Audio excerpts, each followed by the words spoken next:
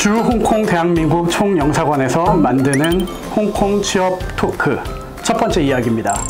홍콩에서 취업해서 멋지게 자신의 삶을 만들어 나가고 있는 두 분을 모시고 오늘 첫 번째 이야기를 펼쳐보고 싶은데, 수진 씨 먼저 자기소개 부탁드릴게요.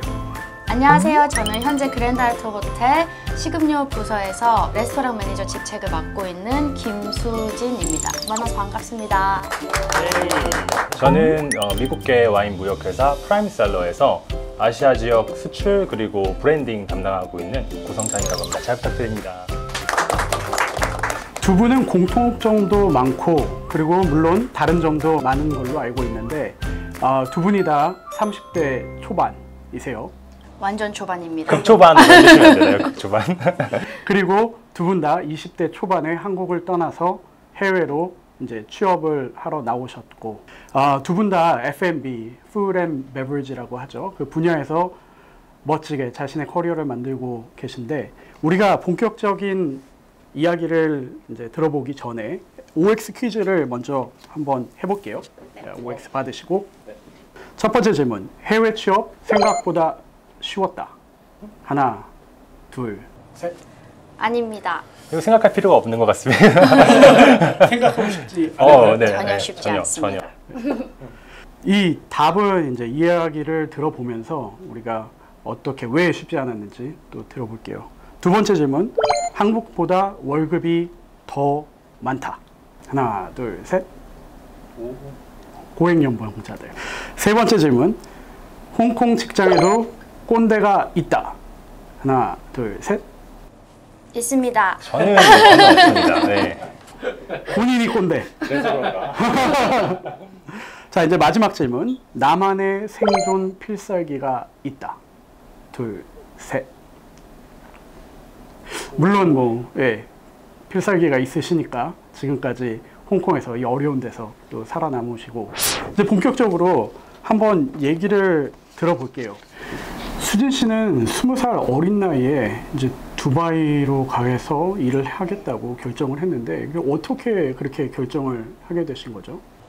네, 아무래도 두바이 하면 아직도 생소하잖아요. 가서 이제 취업을 하기에는. 저 같은 경우는 저는 이제 호텔 관광을 전공을 했고요, 대학에서.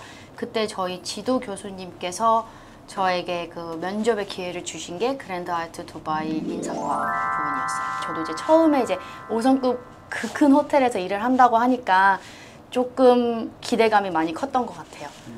그럼 어렸을 때부터 원래 이 호텔리어가 되고 싶었던 거예요? 네, 사실 제가 이렇게 말하면 안 되지만 저는 공부가 너무 안 하고 싶었었거든요. 그건 다들 똑같은 것 같아요. 네, 저 같은 경우는 특히 진짜 그 한국 그 교육 시스템에 제일 안 맞는 스타일이었어요. 그리고 제가 또 그 교육의 도시 분당 출신이어가지고 제 친구들은 공부를 정말 많이 하고 좋아했거든요. 근데 저는 그런 케이스가 아니어서 좀 더 실무적이고 제가 몸으로 하면서 더 능률을 올릴 수 있는 게 어떤 분야가 있을까 생각을 했던 게 호텔리어였고. 어렵지 않았어요, 처음에? 어렵지 않아요. 그냥 그러려니 하고 그러려니. 네. 성찬 씨는 네. 22살. 네. 꽤 어린 나이인데, 네. 그때 이제 의정부에서 호주로 가게 됐죠. 어떻게 그런 결정을 하게 됐어요? 가장 큰 결정이 이루어진 배경은 사실 영어랑 와인입니다. 이제 저는 파트타임으로 바텐더로 일을 했거든요. 가장 큰 목적은 이제 영어를 늘리기 위해서 일을 했었는데, 술도 그때는 되게 좋아하다 보니까 영어에 둘러싸이고 싶었어요. 네, 물론 와인 업계에서도 계속 일하고 싶었고, 정말 그때는 파트타임이 아니라 정식으로. 호주는 대표적인 와인 생산지 중 하나거든요. 그리고 국가의 공용어도 영어니까 그렇게 해서 결정을 하게 됐습니다. 그러면 이제 처음에는 멜번을 갔었던 거고, 그러고 나서 애들레이드로 갔잖아요. 네. 왜 호주 안에서도 이동을 한 거죠? 처음에 이제 제가 아시아인이잖아요. 영어를 그때는 지금도 막 잘하진 않지만 그때는 더 못했습니다. 그렇다 보니까 직장을 구하기가 힘들었어요. 가자마자 이력서도 많이 돌리고 발품판 케이스예요. 와인샵에서 일을 하고, 그 다음에 정말 이제 와인 양조나 직접적인 와인 생산 관련된 분야에서 일을 했었습니다. 그럼 실질적으로 애들레이드에서 어떤 일을 한 거예요? 포도를 많이 땄습니다. 정말 많이 땄습니다. 네. 실제로 예. 포도밭에 나가서 네. 와인 산업이라는 게 약간 3D 산업입니다. 이렇게 말씀을 드릴게요. 우리가 네. 와인 하면 굉장히 고급스럽고 네. 근데 세련되고 한데 그 와인이 만들어지기까지의 과정은 그냥 1차원적인 농업이랑 다르지 않아요. 예. 이제 만든 상품, 이런 와인 상품으로 나오면 되게 있어 보이잖아요. 그냥 육체 노동이라고 말씀드릴 수 있을 것 같아요. 다양한 품종의 포도를 네. 내가 잘 안다. 이제 할 수 있겠네요. 그죠? 그렇게 해야지 취업을 할 수 있습니다. 네. 뭐 그냥 좋아해서는 취업이 힘들겠죠. 네. 네. 그리고 수진 씨는 한국에서 두바이로 또 두바이에서 다시 홍콩으로 새로운 도전을 하기 위해서 이렇게 옮겨 다녔고, 성찬 씨는 의정부에서 멜번으로 처음에 멜번에서 애들레이드로, 애들레이드에서 다시 홍콩으로 새로운 도전을 해서 왔는데 어떤 꿈을 찾아서 홍콩에 오게 된 거죠? 저 같은 경우는 제가 두바이에 6년을 있었거든요. 그게 두바이는 저희 여행 가는 거랑 똑같이 거기 하는 사람들도 대부분이 다 외국인이고 다 잠깐씩 오는, 거쳐가는 그런 도시예요. 더 다른 거, 더 새로운 거, 더 많은 일을 경험하고 싶었는데, 그러기에는 이제 중동이라는 국가가 어느 정도 한정적인 부분이 있어서 조금 더 국제적인 도시, 뭐 조금 더 나은 저에 대한 기회가 어디 있을까 하다가 찾아본 게 이제 홍콩이 제일 적합했죠. 사실 홍콩이 아시아에서도 관광 그리고 호텔 이 분야에서 거의 뭐 톱이잖아요, 그죠? 탑이죠. 예, 한국 관광객들도 가장 많이 찾는 도시로 네. 알려져 있고. 그 비즈니스도 엄청 많잖아요. 그게 다 호텔로 밀집이 되거든요. 그래서 저희도 비즈니스 호텔이 있고 이제 레저 호텔이 있고, 이제 제가 일하는 곳은 이제 그 두 개가 다 같이 있는 복합적인 호텔이고, 위치도 이제 바로 컨벤션 센터 옆에 있기 때문에 그런 국제 박람회에 대해서 영향을 굉장히 많이 받는 부분이 있어요. 홍콩에 와가지고 적응하는데 전혀 어렵지 않았나요? 두바이는 회사에서 제공되는 숙소에서 지내게 되거든요. 그게 이제 굉장히 커요. 한 빌리지 정도로. 그래서 그런 환경에서 지내다가 갑자기 홍콩에 딱 떨어졌는데 너무 자그마한 집에 저 혼자 있죠. 그리고 이제 일하러 갔는데 생각보다 로컬의 비중이 굉장히 큰 거예요. 로컬 손님들, 그리고 그 로컬 직원들. 그래서 저는 굉장히 그 인터내셔널한 팀에 있다가 하루아침에 이제 그 로컬에 이제 피트를 맞춰야 되니까 그게 조금 힘들었었죠.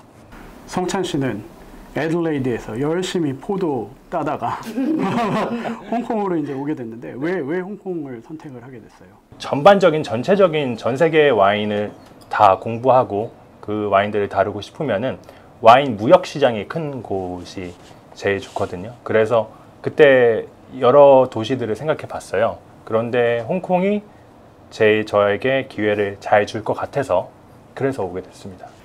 전체 와인 시장을 봤을 때 홍콩이 차지하는 뭐 위치 아니면 비중 어떻게 되죠?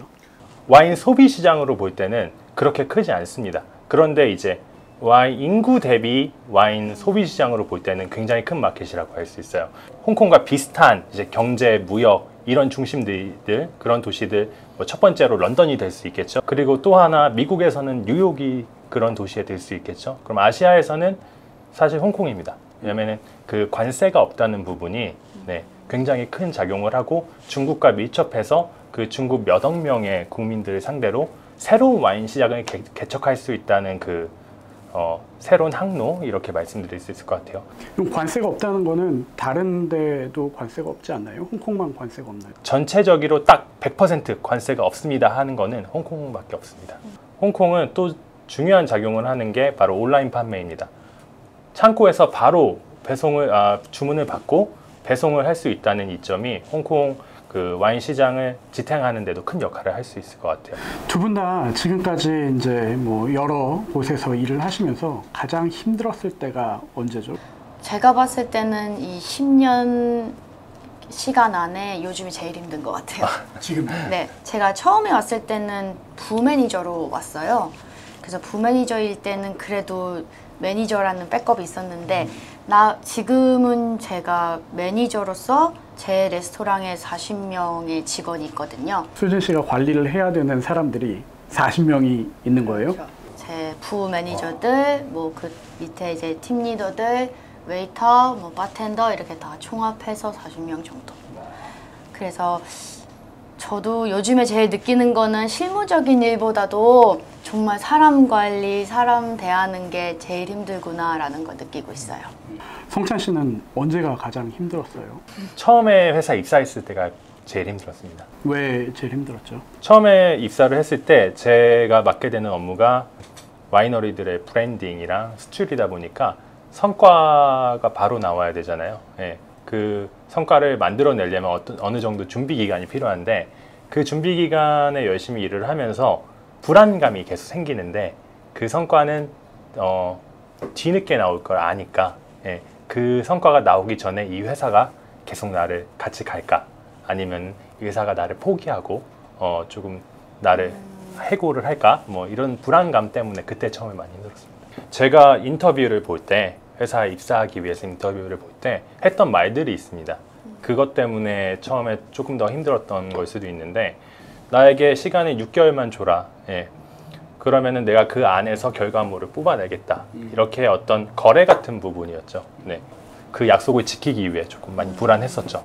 홍콩에 나중에 취업을 준비하시는 분들한테 도움이 되실까 해서 미리 말씀을 드리는데 열심히 하겠다 이런 말이 통하는 게 아니라 나를 왜 뽑아야 되냐고 이렇게 물어봅니다. 인터뷰하는 사람이 내가 너를 왜 뽑아야 되고 너가 어떤 작용을 회사에 일으킬 수 있는지 그러면 그거에 대한 공격이라고 할까요? 네. 그거에 대한 해답을 만들어 줘야 돼요. 네.